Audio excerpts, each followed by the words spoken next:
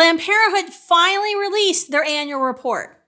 Hey, Pro-Life Jen, I'm Kristan Hawkins. Welcome to this How to Win This Week episode on the Explicitly Pro-Life podcast. After more than a year and a half since releasing its last annual report, Planned Parenthood, the abortion Goliath, finally dropped their last annual report. And we're not going to let it go unnoticed, even though they released it on a Friday night right after Queen Elizabeth died. Abortion is up. Planned Parenthood has continued its trend of increasing abortion and how many children they kill every year. The report sadly showed that 383,460 children were killed inside the walls of Planned Parenthood facilities all over the United States in 2021.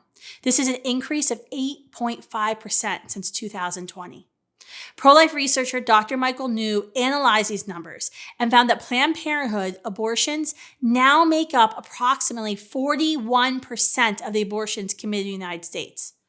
This is up big time. Planned Parenthood is the single largest abortion vendor in the United States, period. What else is going on with Planned Parenthood? Health services are down. While Planned Parenthood's abortions are going up, their actual health services continue to drop. Dr. New found that the cancer screenings, for example, fell by over 30%, while women tests were down by 39%. STD tests were down 17.4%, and pregnancy tests fell by more than 14%. These are massive numbers. They aren't just little dips that are statistically insignificant.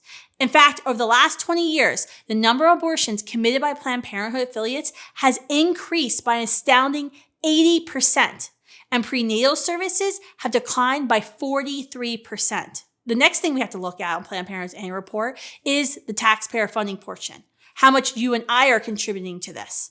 Along with abortion, that's the other thing that's going up at Planned Parenthood. And that's in spite of rampant Medicaid fraud at Planned Parenthood affiliates, raking in large sums of money illegally from federal small business assistance programs established during the COVID pandemic. Remember those headlines?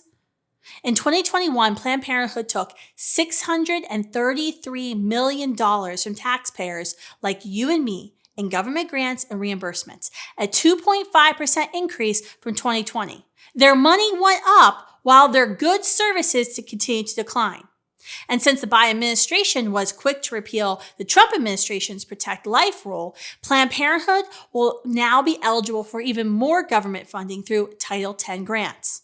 Finally, one more piece of bad news coming from Planned Parenthood's annual report is a new business that they've established. They have managed to find another way to manipulate and abuse Americans and make more money, and that's by dispensing wrong sex hormones.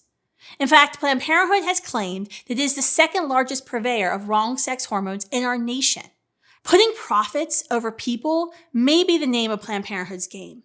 But at a moment when Americans are struggling to out-earn inflationary spikes at the gas pump and the grocery store and are unsure of their own financial futures, the U.S. government's brazen prioritization of a giant corrupt corporation over hardworking taxpayers is literally a slap in the face.